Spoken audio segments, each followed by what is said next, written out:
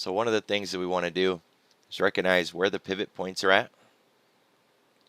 We are underneath the daily pivot. They call that an MDP, a missed daily pivot. We haven't hit it yet. We might not hit it at all. A missed daily pivot is a trade strategy. We missed this one back here. Probably can't see it too well in the stream, but the floor pivot was right there for the day, and it was lined up right in line with that weekly. Either way, we didn't hit it. Morning, Brian. So we haven't hit this one this morning. Be keeping my eye on that as a lineup. The argument for today is, are we going to get back inside the line? Are we going to get back in that base? There's also the weekly expected move.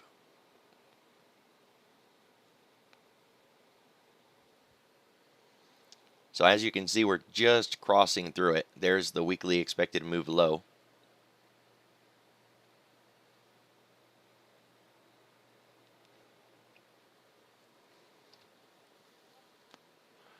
To get a little bit of a visual on what that low is,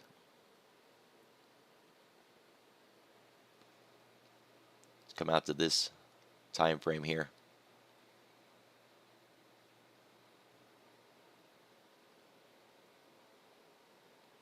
So every Friday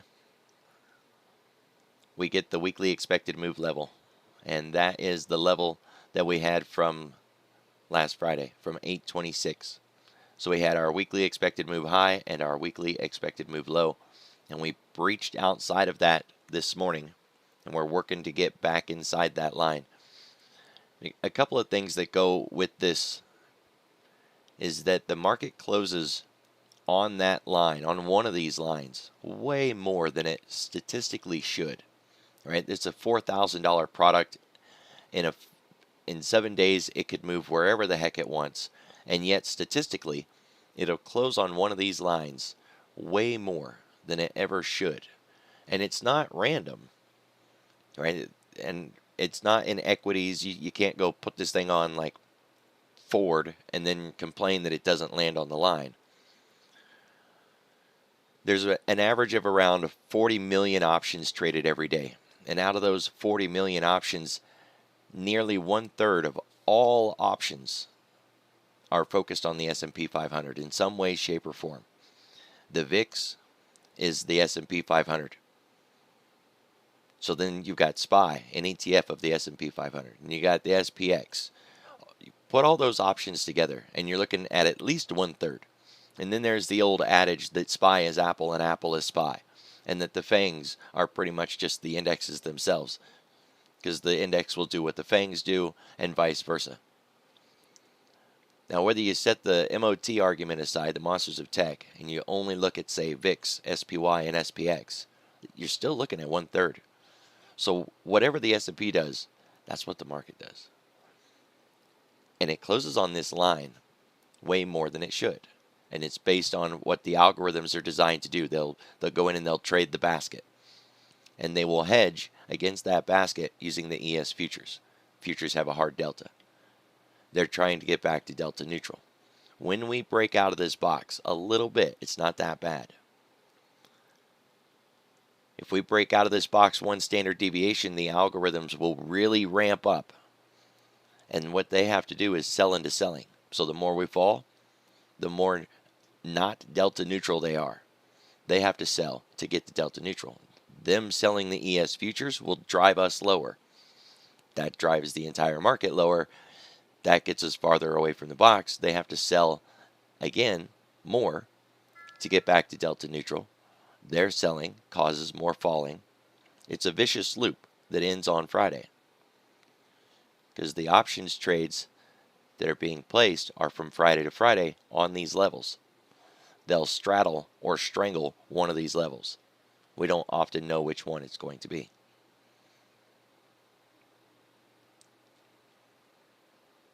Now, this is something that if you were to constantly or commonly read a lot of headline news and actually get into the articles itself where it talks about dynamic hedging or gamma hedging or dealer gamma hedging, Look for articles like that, and it'll have this discussion in it, right? You got to kind of pick the pieces out and slowly build the logic of what it is that they do, right? It's not like I just read a book that laid all this out for me nice and easy. But those would be the kind of things you would want to search if you want to dig deeper into that kind of logic. Gamma hedging, dealer gamma hedging, things like that. That's the kind of keywords you want to look for.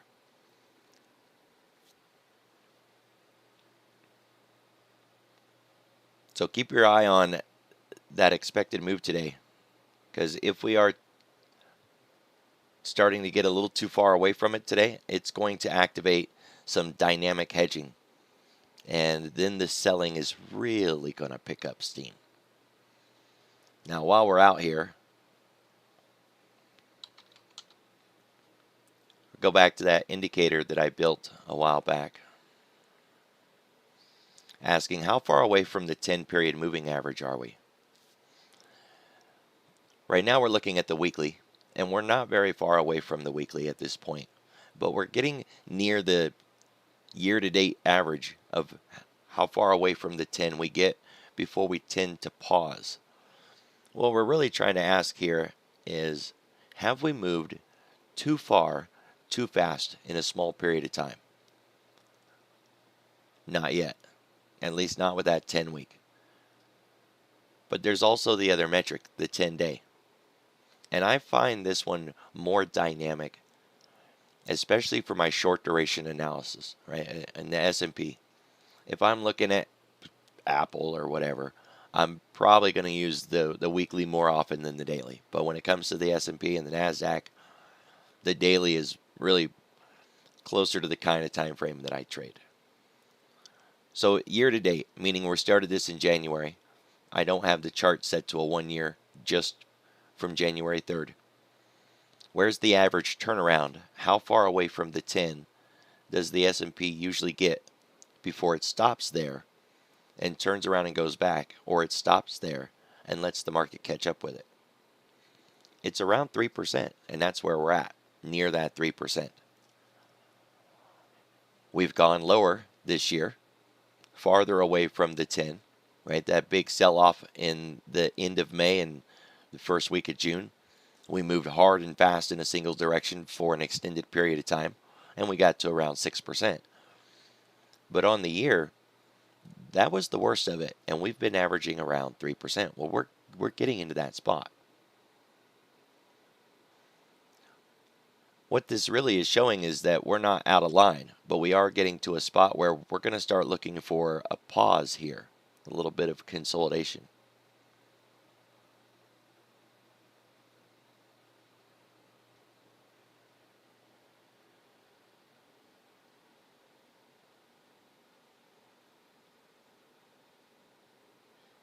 Now we're looking at a full year. And I think the argument could be made that around 3% seems to be the spot where we reverse. If I was trading, say, options on SPY rather than ES futures, if we start getting into 5%, 5.5%, I'm probably going to take swing long on GP, on general prerogative, right? Just because we've gone that far. It lines up perfectly with Tasty Trades and that strategy that they made, aggressive contrarian trade strategy. They went all around the United States teaching that strategy after they got all the numbers, and it's an interesting strategy. I don't trade it the way that they taught it, but still interesting. So 39.43, you could just mark that line with your drawing tool.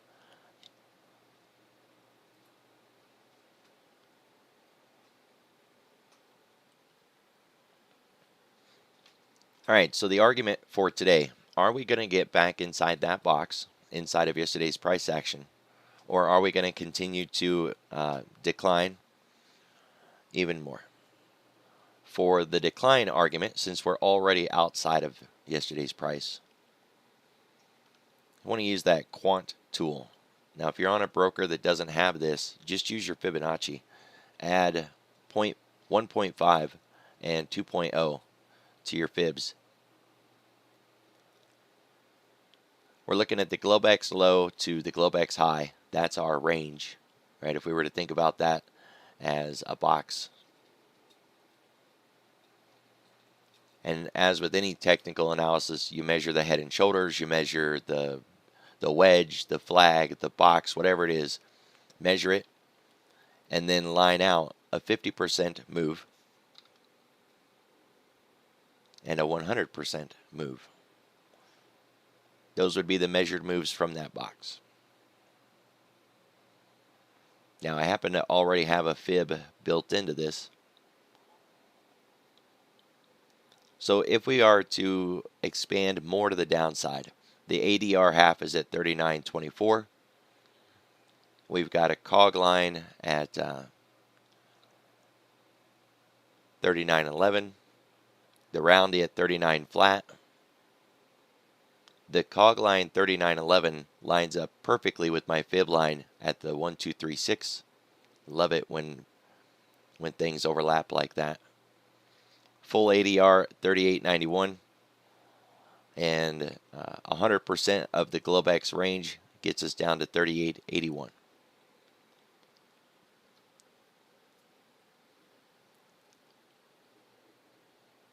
We don't have a market maker move this morning, and we have 15 days left in our active contract. We won't trade it all the way down.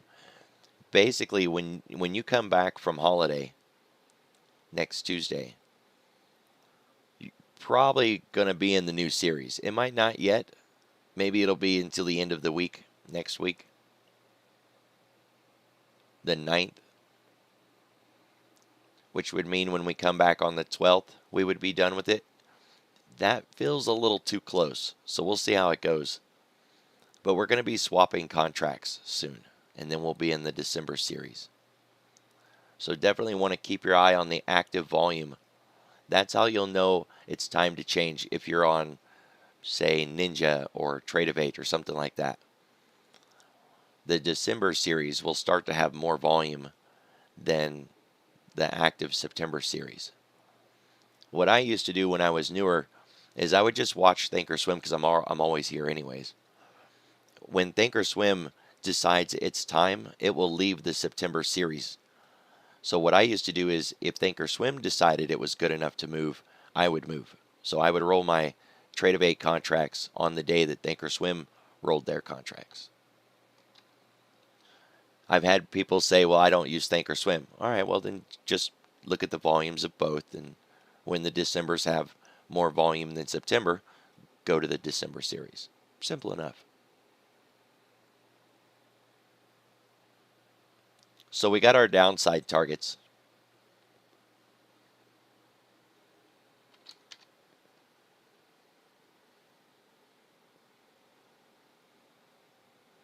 Turning on the additional cogs for a moment, because I always forget there's a 31 in there somewhere. There is a cog line at like 40.31 or 39.31, something like that. So it doesn't hurt to just turn them on for a moment and see.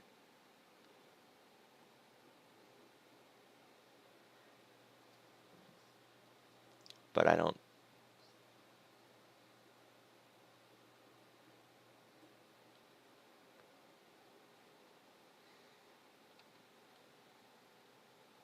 Maybe it's all the way up here.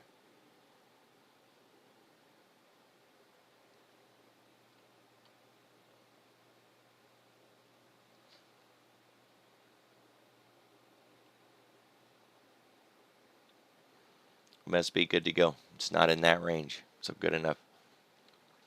All right, so we talked about the downside move. If we get back inside the box, if we get back inside of yesterday's range,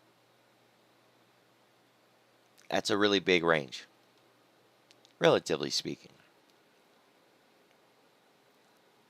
So you're better off breaking those down into quadrants. Think about the Globex low to the RTH high or the Globex high, which they're basically the same thing because that's what we hit our head on yesterday at the open, is the Globex high.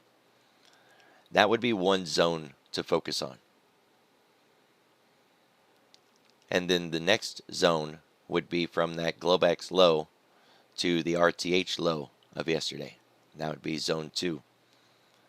And then from the overnight hours, from our own Globex low, back up to the low of yesterday. And that would be zone 3.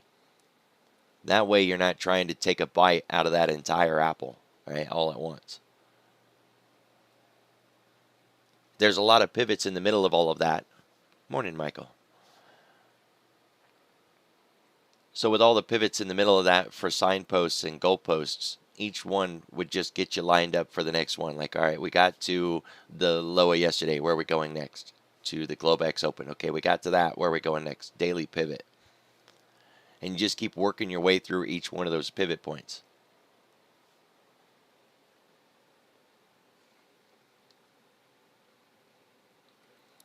There is a possibility that we break out of the top of yesterday. It's a very low probability, right? But we don't want to say that it can't do that, because it can. The ADR for the top side is 40.24, and that's outside of yesterday's price action. So technically speaking, that's within range. We can go there. But, I mean, it's a very unlikely situation that we're going to run all the way up to 40.24, especially with how many things today on deck. So, you got to you got to at least recognize that it's possible, but not probable, right?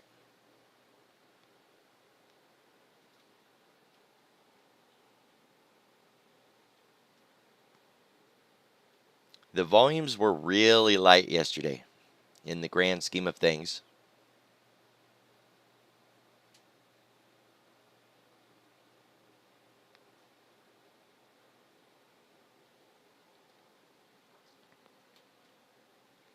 So definitely want to keep our eye on this today. It kind of ties in with that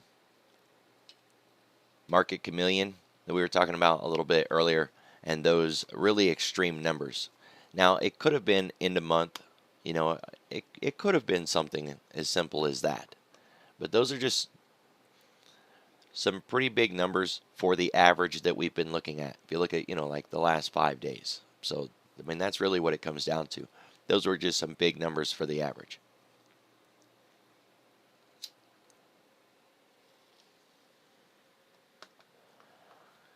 There's always this discussion of calling a bottom, even just a minor bottom.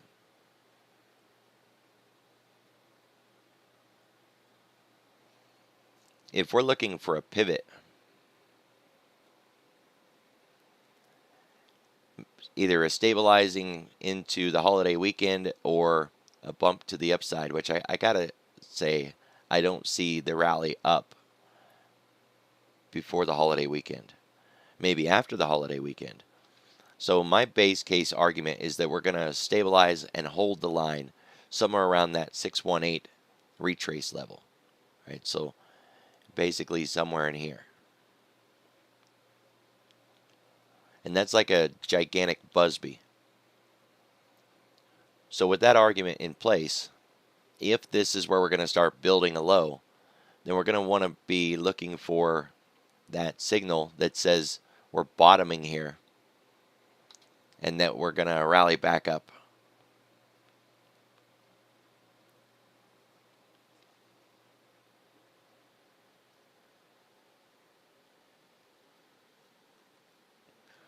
I'll show you how to do that in a minute. We just want to go ahead and finish the ES first. So for the ES, any rally today to get back inside of yesterday's price, we've got a shallow area at the moment, but that'll get us right into the 4,000 level, and there's a significant amount of volume resistance there. So when we get to 4,000, expect a heck of a fight to get through it.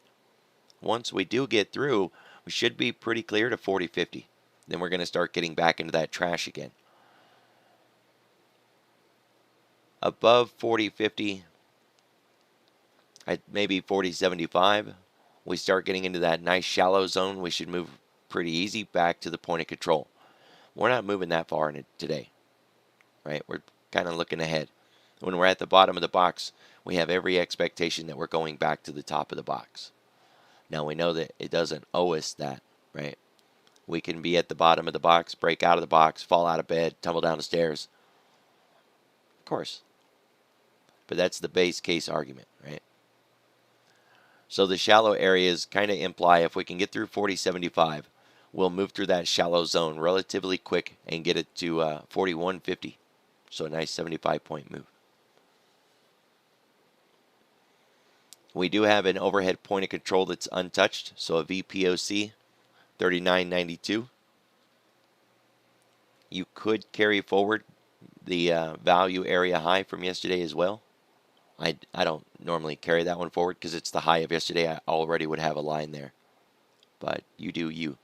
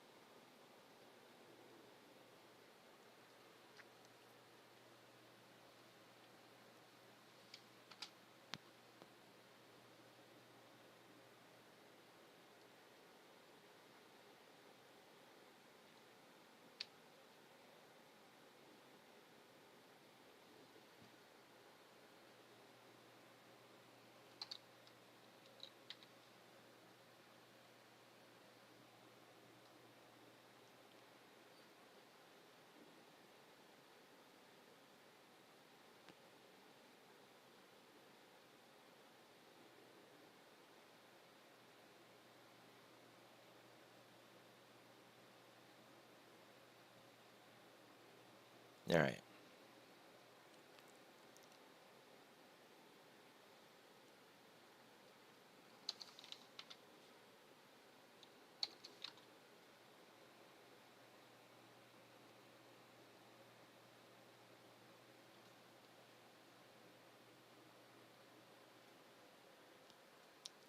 So we basically got all our levels laid out. The market's only down, about 0.25% this morning. We've got the dollar pressing up into that extreme level of chaos above 109.5, and I would expect to see the S&P break below 39. For the VIX,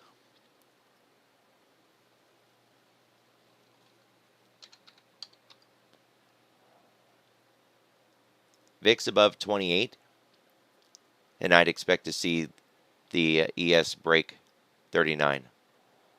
So kind of some benchmark levels.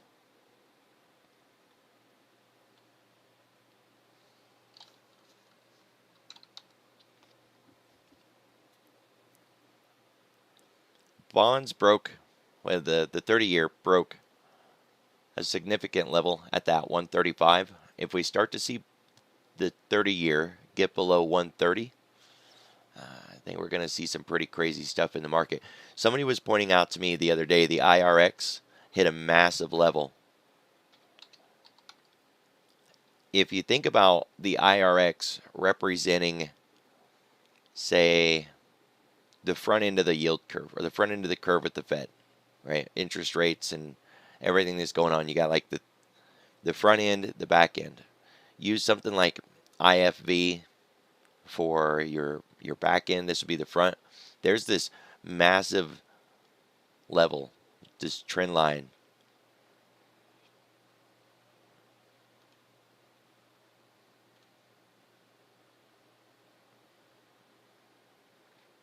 That we're coming up on. And the implications for that, when I tried to dig deeper, the answer was basically, we don't know, but it's not going to be good. So there's this expectation that there's going to be a significant rejection off of this major critical level. And then what? Right? Like literally the answer was just like, buckle up, put your helmet on, crawl under your desk and rock back and forth kind of thing. Oh, great. Well, what are we supposed to do with this? So maybe picking up some hedge material wouldn't necessarily be a bad idea. Now I'm on a monthly chart. This goes back to like 1998. So, think where the Y2K mess was at, or the 07-08 housing crisis, or COVID.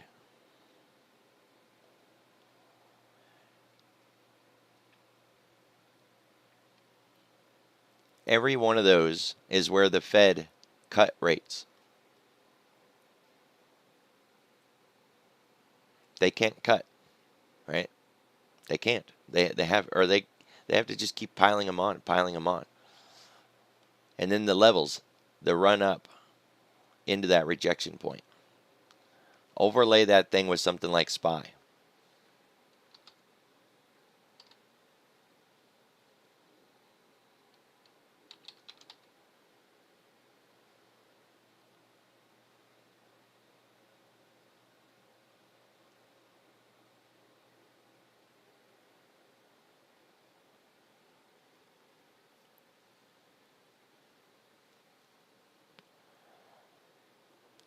So we would start to have a significant market reduction. The Fed would cut to try to help out.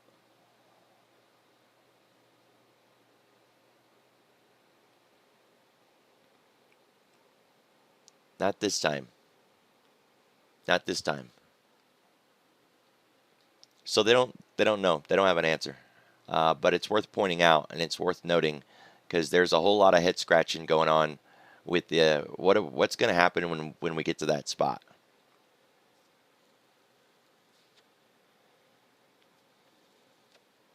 Just wanted to share that with you guys. It's IRX.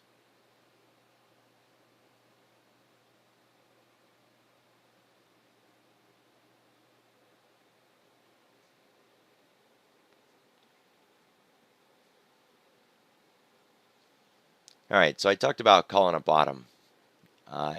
It's almost impossible to call a bottom on the idea that we can get it right every time and say, oh, the low is in. It's time to buy. Not necessarily, but there's a lot of things that we can look at to kind of get some more validity to the idea that this may be where we're bottoming and beginning to build a base, perhaps, before rallying back up. Even the shorter term, short duration stuff, right? These minor pivots where we run back in the other direction. One of those is a more modern point of view, because we didn't have this kind of data, say, 10 years ago or 15 years ago. It's looking at options volume flow. Thinkorswim has options statistics down here.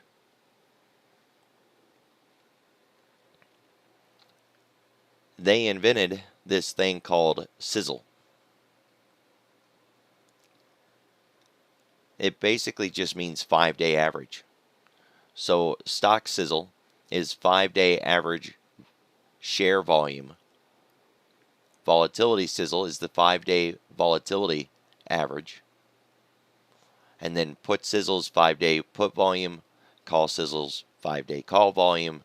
Sizzle index is put call volume over the last 5 days, puts and calls combined. If you go in and read the documentation on Thinkorswim, when we want to try to figure out ratio, every broker kind of approaches with their tools differently. For Thinkorswim, a lot of their tools starts with a ratio of 1.0. So with the sizzle index, if it's sitting at 1.0, then it's at 1. It's at 0. We're not above the average. We're not below the average. We are the average at that point.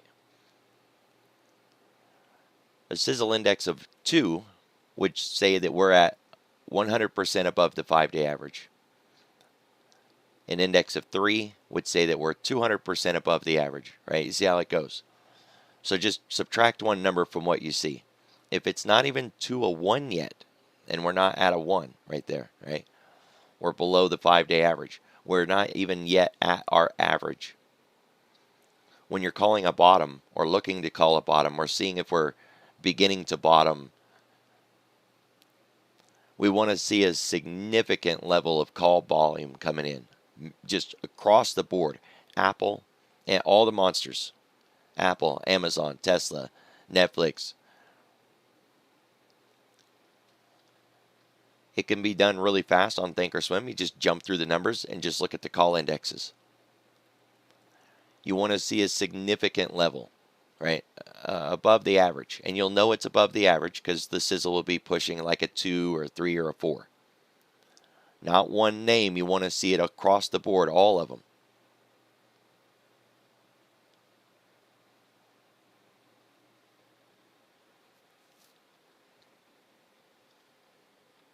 So that's one way.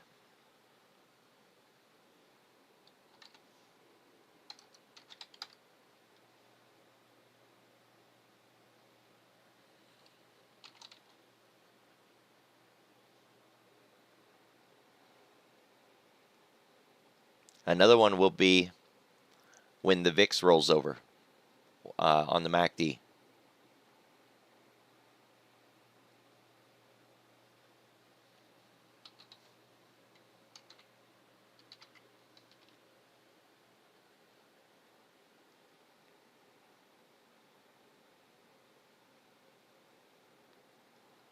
So this bottom line down here, this is the SPX.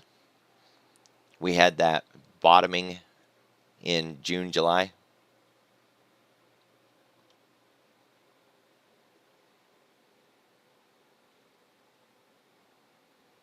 We had the MACD rolling over before the SPX rallied off those June, July lows. It crossed the 0 line. It had the MACD crossover. And then we rallied off those lows in mid-July. If we're going to call the bottom in the SPX, we need that MACD to have rolled over, crossed the signal line, preferably cross the 0 line, and be in the bottom portion of the MACD. Add that to your call buying in Apple, Amazon, Microsoft, Google, Tesla, the monsters of tech. Now, is it perfect? No, heck no. The MACD is slow. It's an indicator of an indicator of another indicator of another indicator that's looking at price. How far away from price that thing is, it's not perfect. But it took a little while for the S&P to build that base between June and July before we finally started to come out of it anyways. So it doesn't have to be spot on perfect to the day. But those can get you pointed in the right direction. If you don't have those, then, you got to kind of have the argument of what are you looking at to make it think that you're near a bottom or at a bottom.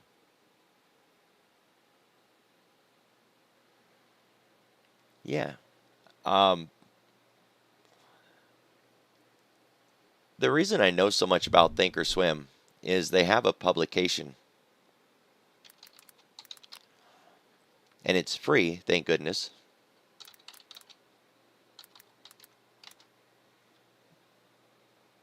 It's this thing called the Ticker Tape. And it has all kinds of really amazing stuff. Not just Thinkorswim related, but market related. When I wanted to find better ways to articulate volatility, to talk to another person about volatility, I went here and I searched volatility, and I've come up with some really great articles that put it in terms that normal people can understand. Market maker move, another thing that Thinkorswim made. They made it up. Well, trying to figure out what it is, right? If they're the ones that made it or made it up, then I went here to figure out how to understand it. Sizzle, market maker move. Thinkorswim uses option, what do they call it? They don't call it rank. They call it something else. Percentile. So trying to figure out where their rank was, I used that same place, the ticker tape. So yeah, lots of really great information there, and it's searchable. So you can go in and you can hunt down for whatever it is that you're interested in, and it's usually pretty timely too. They'll have great articles about like whatever's happening in the current market environment. They'll often do an end of day breakdown too. What happened in the market, what's going on, how to say approach the job numbers or JOLTS or ADP. Really good articles. And it's all free. You don't have to log in. You don't even have to be a client of TD Ameritrade. So pretty cool.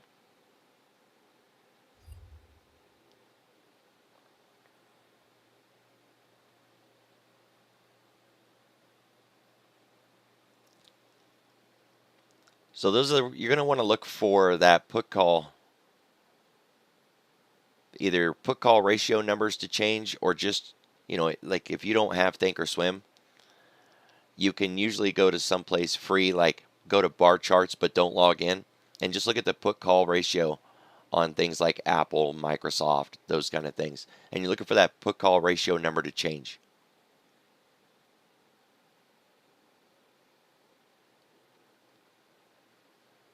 We're back to parity.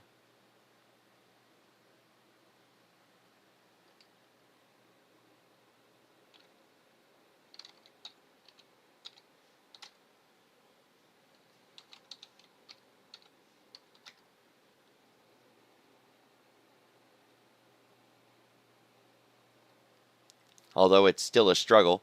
There was days where we were just spiking back up and dropping down. But we finally seem to have stuck.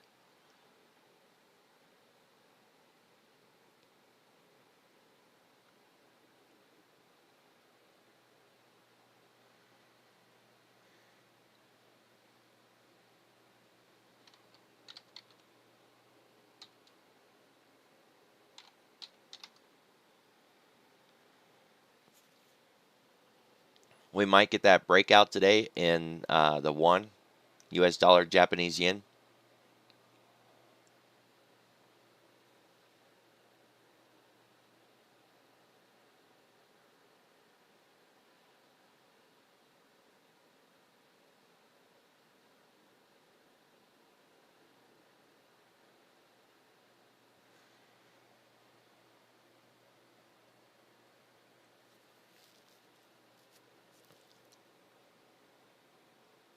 There's another one that I'm looking for.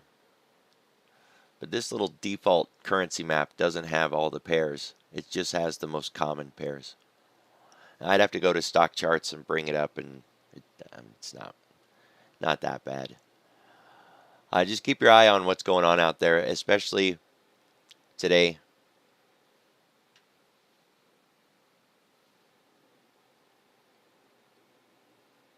We've had that significant move in energy, but no rotation into anything. We have to get that rotation into tech, or we're going to see some serious volatility issues.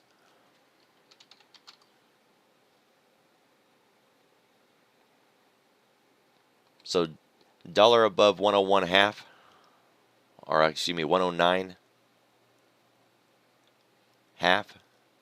Look for that to be a big problem on the market today. The expectation is if we break outside of yesterday's high, we're going to see the S&P come down, break lows, and really start moving down lower. If it decouples,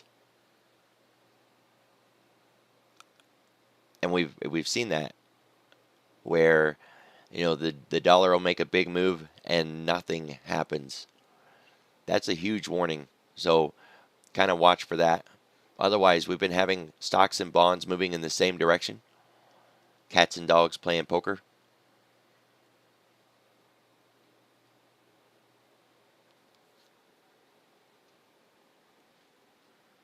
A whole lot of craziness going on out there.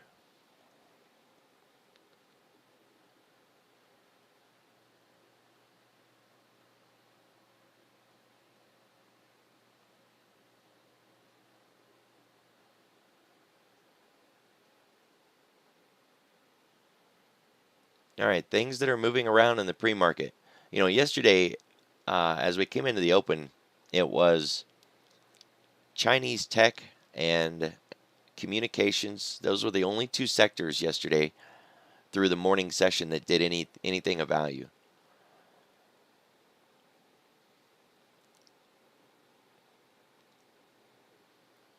Facebook, 3M, Google.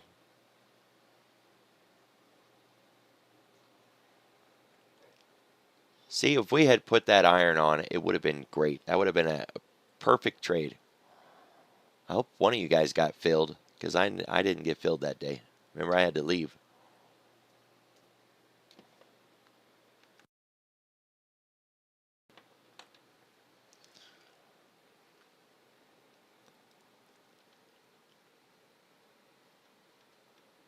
All right, we were getting some weird moves in finance yesterday.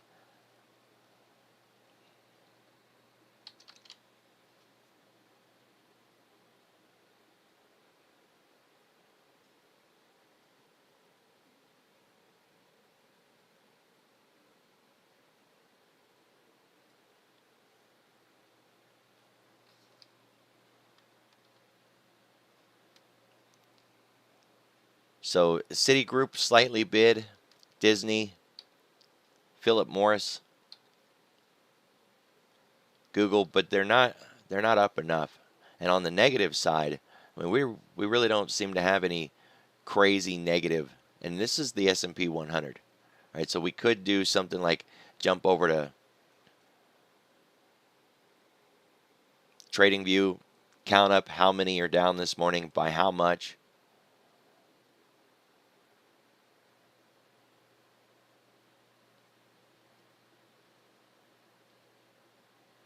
We need technology or finance if we're going to see that rally.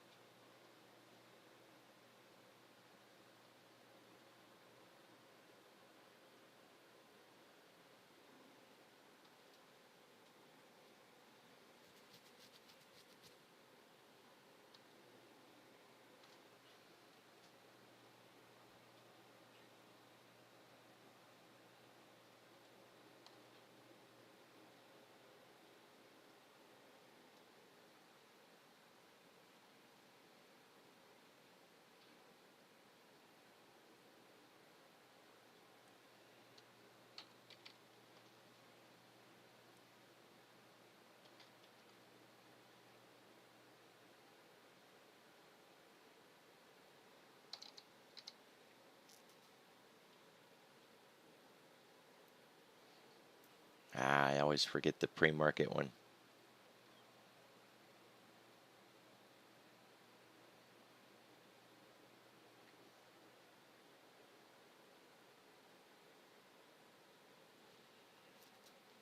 SCR. Of course.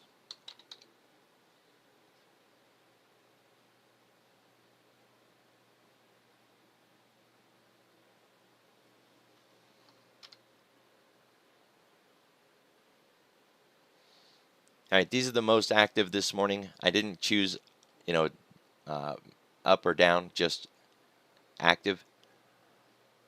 With the chip news, AMD and NVIDIA, that's going to make perfect sense. I don't really want to mess with the Qs or the inverted Qs. I don't want any of the volatility ones. So once you strip that out,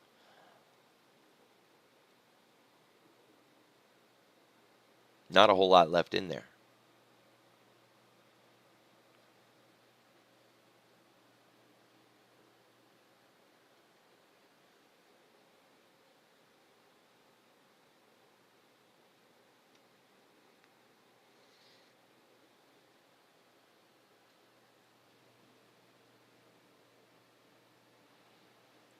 just got another report on finance juice that 3 more districts in China locked down over COVID.